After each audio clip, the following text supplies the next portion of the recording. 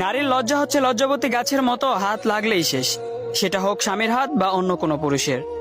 এই হাত লাগা শুধু শারীরিক স্পর্শ না, পুরুষের সঙ্গতাও নারীর লজ্জা কেটে যায়। যে মেয়ে যত বেশি পুরুষের সংস্পর্শে যাবে তার লজ্জা তত কমবে। যেমন চিত্র নায়িকারা, তারা বিকিনি পরতেও দ্বিধা করে না। পুরুষের মাঝে থেকে চক্ষু লজ্জা উঠে গেছে।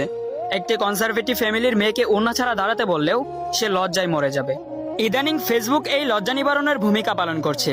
ফেসবুকে ছেলে বন্ধু বেশি, ছেলে বন্ধুর সঙ্গে পিরিয়ড নিয়ে কথা বলে, ফ্ল্যাট করতে গিয়ে শরীর নিয়ে নগ্ন কথা বলে, মাইন্ড করলে বলে just kidding, take it easy.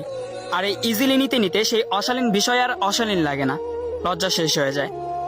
আবার ফেসবুকে প্রেমিক বেশি, কেউ প্রেমে পড়েছে তো প্রেমিক রোমান্সের ছলে অশ্লীল কথা বলে স্বামীর মতো, এরপর ব্রেকআপ হয়। আবার কারো প্রেমে পড়ে, আবারও চুম্মাচুম্মি, আরো কত কি করে, আবার ব্রেকআপ। লজ্জা শরমের মাথা খেয়ে মেয়েটা একসময় নির্লজ্জ হয়ে যায়। প্রেম নারীর লজ্জাশীলতাকে গ্রাস করে, পুরুষের সব বিলীন হয়ে যায়। নারীর কাছে পুরুষের উপস্থিতি ইয়াবার মতো, প্রথমে একটা খেলেই পিনিক আসে, পরে 20-25টা খেলেও কাজ হয় না, ব্যাস। একসময় পুরুষের প্রতি ফিলিংস কাজ করে না, প্রেমিকের ভালোবাসা তার কাছে পানসে লাগে। একটার পর একটা পুরুষ বদল করে কিন্তু স্থির হতে পারে না।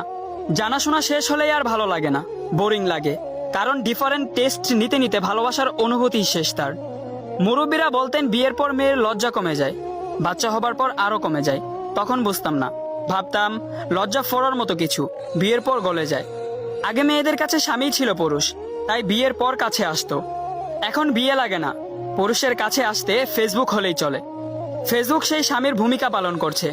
আমার কথাগুলো যদি না বুঝে থাকেন তাহলে ভিডিওটা আবার শুরু থেকে দেখেন, কথাগুলো শোনেন, তারপর মন্তব্য করেন। আসসালামু আলাইকুম ওয়া রাহমাতুল্লাহি ওয়া বারাকাতুহু।